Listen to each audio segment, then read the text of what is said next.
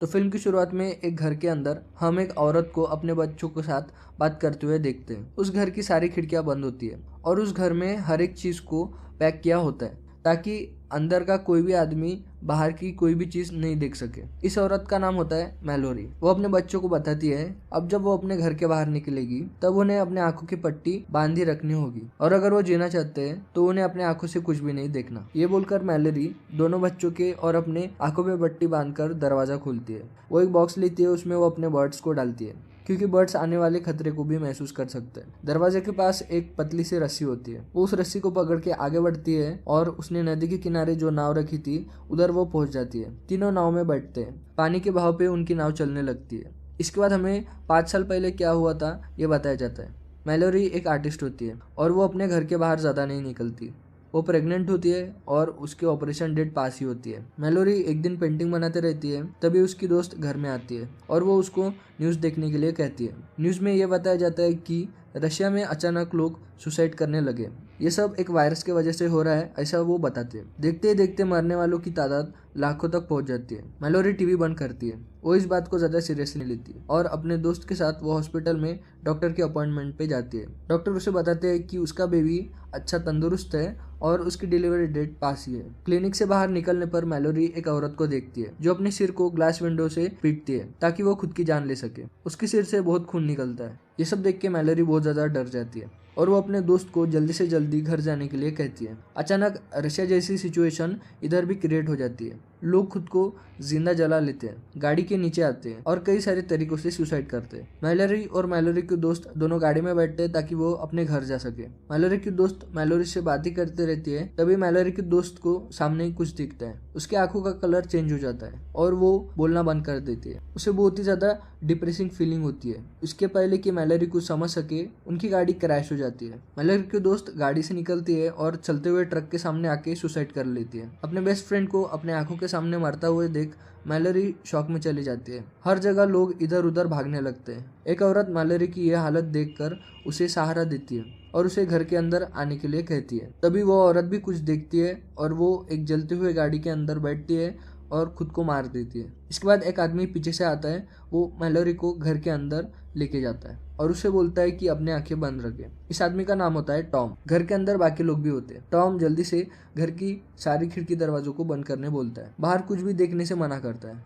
उस घर में एक और प्रेग्नेंट औरत होती है और उसका नाम होता है ओलंपिया। तो सीन वापस प्रेजेंट में आता है। मैलोरी को घर से बाहर निकले हुए 23 आवर्स हो चुके हैं। उनके पास थोड़ा सा खाना होता है और कुछ कपड़े भी होते हैं। मैलोरी को जब भी बच्चों को कुछ बताना होता है तब वो एक चादर के अंदर अपने आंखों से पट्टी हटाते।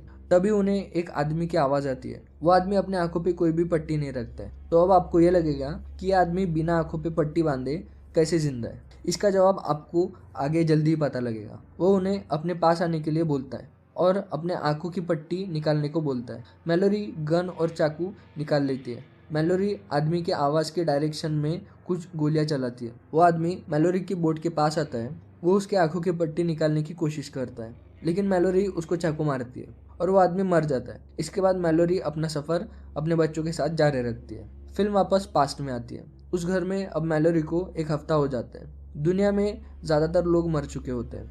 मैलोरी बार बार अपने माँ को कॉल करने की कोशिश करती रहती है लेकिन नहीं कर पाती। इस घर में कई सारे लोग होने की वजह से उनके खाने की चीजें भी खत्म होने लगती है। घर के मालिक का मानना ये होता है कि उन्हें घर के बाहर जो कैमरास लगे हैं उसकी मदद से बाहर क्या चल रहा है ये पता लगाना चाहिए। वो कहता है कि अगर वो लोग कैमरा से देखेंगे तो उन पे कोई भी असर नहीं होगा। और अब क्योंकि बाकी लोगों के पास कोई दूसरा तरीका भी नहीं होता खाना लाने का, इसलिए वो मान जाते हैं। घर का मालिक खुद को एक चेयर पे बांधने के लिए कहता है और सबको रूम से बाहर जाने के लिए बोलता है। कुछ देर तक तो उसे मॉनिटर पे कुछ भी अजीब नहीं दिखता लेकिन थोड़ी देर में वो गिरता है और अपने सिर को जमीन से पटक कर सुसाइड कर लेता है। सब लोग ऊपर आते हैं और जब देखते हैं तो मालिक मर चुका होता है। यानी उस मालिक ने भी कुछ देख लिया जिसके कारण उसने सुसाइड कर लिया। इसलिए जो भी चीज बाहर है उसको हम किसी भी तरीके से देख नहीं सकते। इसके बाद वो लोग सिटी के ग्रोसरी स्टोर में जाने का फैसला कर लेते हैं लेकिन स्टोर उनके काफी दूर होता है। तभी टॉम एक आइडिया लगाता है। वो कार के पूरे ग्लास को ब्लैक पेंट कर लेता है और जीपीएस के सहारे धीरे धीरे स्टोर में जाने के लिए कहता है। मैलोरी इसके लिए मान जाती है और आधे लोग घर में रुकते हैं और बाकी स्टोर में जाने के लिए निकलते हैं। वो धीरे धीरे आगे बढ़ते हैं और स्टोर पे पहुंच जाते हैं। वो लोग अपने आंखों पे पट्टी बांध के स्टोर के अंदर एंटर करते हैं। स्टोर में इतना सारा खाना होता है कि वो सब लोग साल भर जिंदा रह सके। वो जितना हो सके उतना सामान अपनी गाड़ी में डालते हैं और घर आते हैं। अब उनके खाने की प्रॉब्लम सॉल्व हुई होती है कि उनके घर में जो लड़का और लड़की होते हैं वो छुपके से एक दिन उस कार में बैठते हैं, ग्रोसरी स्टोर जाने के लिए निकलते हैं ताकि उनको खुद को खाने की कोई प्रॉब्लम ना आए। उस घर में कोई दूसरी गाड़ी भी नहीं होती, इसलिए अगर अब भी उनको खाना चाहिए तो उनको घर के बाहर तो निकलना ही होगा। ऐसे मैलरी और ओलंपिया की डिलीवरी डेट्स पास आ जाती है। एक दिन घर के दरवाजे पर कोई आदमी जोर जोर से आवाज़ देता है। वो डरा हुआ होता है और वो घर के अंदर आना चाहता है। घर के अंदर के ज़्यादातर लोग उसको अंदर लाना चाहते हैं, लेकिन एक ओल्ड मैन जो होता है वो उसे अंदर लाना नहीं चाहता। लेकिन उस आदमी को अंदर आने दिया जाता है। उस आदमी की पूरी तलाशी ली जाती है। वो बहुत डरा हुआ होता है। वो बोलता है कि वो और उसके साथी ऐसे ही एक घर में छुपे हुए थे, लेकिन तभी कुछ लोग उस घर में घुसे और उन्होंने अपनी आंखों पे कोई भी पट्टी नहीं बांधी थी। वो लोग मेंटल हॉस्पिटल के पेशेंट्स थे और मेंटल लोगों के दिमाग पे उन क्रिएचर्स को देखने का कोई भी असर नहीं होता। मेंटल लोग सब लोगों को घर के बाहर ले गए और सबकी आंखों की पट्टियाँ ज़बरदस्ती खोल दी ताकि वो लोग सुसाइड कर सकें। और ये आदमी उधर से किसी तरह से भाग के इधर आ गया। मैलोरी और बाकी लोग इस कहानी पर बिलीव कर लेते हैं। फिर मैलोरी को लेबर पेन्स होने लगते हैं। साथ ही साथ ओलंपिया को भी ऐसे ही होने लगता है। सब लोग मैलोरी और ओलंपिया की डिलीवरी के लिए तैयारी करते हैं। घर के ऊपर वाले कमरे में सब लोग जमा हो जाते हैं। वो जो आदमी बाहर से आया था वो नीचे ही रुक जाता है और वो अजीब अजीब तरीके से बिहेव करना शुरू कर देता है। एक्चुअली ये भी मेंटल हॉस्पिटल का ही पेशेंट होता है और वो घर के सारी खिड़कियों को खोलना शुरू कर देता है। सब लोग ऊपर ही होते हैं और उन्हें पता नहीं होता। वो ऊपर पहुंच जाता है और देखता है कि मैलोरी का लड़का और ओलंपिया को लड़की हुई है। वो उधर भी खिड़की को खोल देता है। एक बूढ़ी औरत उसे रोकने जाती है, लेकिन वो खिड़की के बाहर देख लेती है और वो सुसाइड कर लेती है।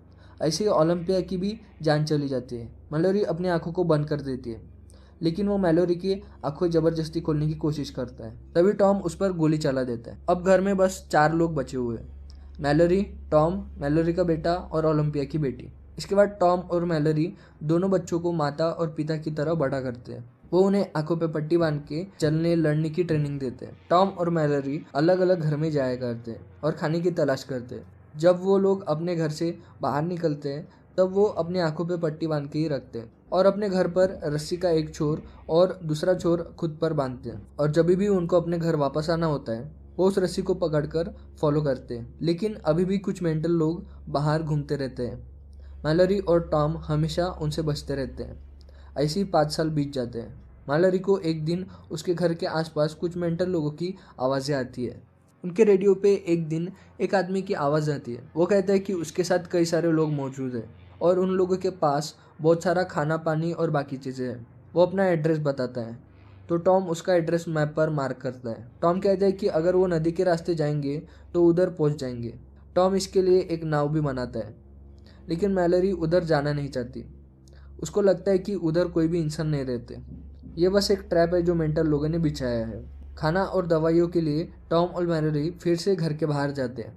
वो दूसरे घर से सब चीज़ें समेट लेते हैं, लेकिन तभी कुछ मेंटल लोग उन्हें देख लेते हैं। टॉम मैलोरी को भागने के लिए कहता है और ये भी बोलता है कि अगर वो 15 मिनट में घर में वापस नहीं आया तो मैलोरी को बच्चों को लेके बोट में बैठ के उस जगह पे जाने के लिए निकलना होगा। टॉम मेंटल लोगों को डिस्ट्रैक्ट करता है। वो लोग टॉम की पट्टी हटा देते हैं। उनके पास बंदूकें भी होती है। टॉम उनके साथ लड़ाई करता है और उन्हें मार देता है। तभी उधर वो क्रिएचर पहुंच जाता है और टॉम उसे जैसे ही देखता है वैसे ही उसके आंखों का कलर चेंज हो जाता है और उसके हाथ में जो बंदूक होती है उसको वो अपने सिर पे तान लेता है और सुसाइड कर लेता है। मैलोरी क्लॉक में टाइम देखती है और जैसे हमने स्टार्टिंग में देखा था वैसे अपने बच्चों को इंस्ट्रक्शंस देती है। यानी ये सीन जो स्टार्टिंग का सीन है वही सीन है। और बोट तक जो रस्सी बांधी थी उधर वो पहुंचकर अपना सफ़र शुरू करती है। तो सफ़र के बीच मैलोरी ने जिस आदमी को मारा था वो इन मेंटल लोगों में से ही एक था, इसलिए उसकी आंखों पे पट्टी नहीं होती फिर भी जिंदा होता है और वो मैलोरी को पट्टे हटाने के लिए बोलता है ताकि मैलोरी भी सुसाइड कर सके। लेकिन मैलोरी उसे मार देती है। उनका सफ़र बहुत ही तकलीफ़ों से भरा हुआ होता है। 42 आवर्स उनको नाव पर कंप्लीट हो जाते हैं। उनके पास खाना वगैरह कुछ भी नहीं होता। अचानक पानी के बहाव तेज़ हो जाता है। मैलोरी ब्लैंकेट के अंदर मैप देखती है। उसे पता चलता है कि अभी वो नदी के सबसे डेंजरस पार्ट में आ चुकी है और उसे जिस जगह पे जाना होता है वो भी बहुत पास होती है। वो स्पॉट आता है और उनकी बोट पलट जाती है। मैलोरी और बच्चे एक दूसरे से अलग हो जाते हैं। मैलोरी किसी तरह अपने लड़के की आवाज़ से उसे डूबने से बचाती है। और किनारे पे पहुंच के उसे लड़की की भी आवाज़ आती है और वो उसे भी अपने पास ले लेती है। अब क्योंकि वो जगह बहुत ही पास होती है, इसलिए मैलोरी और बच्चे जंगल में आगे बढ़ने लगते हैं। वो बर्ड्स की आवाज़ को फॉलो करते हैं क्योंकि रेडियो वाले आदमी ने कहा था कि उनके पास बहुत ज़्यादा बर्ड्स है। मैलोरी और बच्चों के दिमाग में अलग अलग आवाज़ें गूंजने लगती है क्योंकि वो क्रिएचर्स उनके आसपास ही होते हैं। मैलोरी भागने लगती है और गिर जाती है। बच्चे अलग अलग हो जाते हैं। मैलोरी किसी तरह उनको पकड़कर उस जगह पहुंच जाती है। मेन गेट पर खड़ी होती है। वो लोग उसे अंदर आने देते हैं। वो लोग मैलोरी और बच्चों को चेक करते हैं कि वो लोग मेंटल तो नहीं है। इसके बाद उन्हें अपने आंखों की पट्टी खोलने कहा जाता है। मैलोरी देखती है कि वहाँ बहुत ज़्यादा लोग होते हैं, पेड़ पौधे भी होते हैं। वो जगह एक ब्लाइंड स्कूल होती है और सभी ब्लाइंड लोग उस क्रिएचर से बच जाते हैं। मैलोरी के बच्चे अपनी ज़िंदगी में पहली बार पेड़ को देखते हैं। वो पहली बार अपने जैसे दूसरे बच्चों को भी देखते हैं। इस तरह मैलोरी और उसके बच्चे बच जाते हैं। फिल्म यहीं पर ख़त्म हो जाती है। इस फिल्म का नाम बर्ड बॉक्स इसलिए रखा गया है क्योंकि बर्ड्स आने वाले खतरे को सेंस कर लेते हैं और मैलोरी मोस्टली उन बर्ड से ही खतरों को पहचान लेती है। So thank you viewers.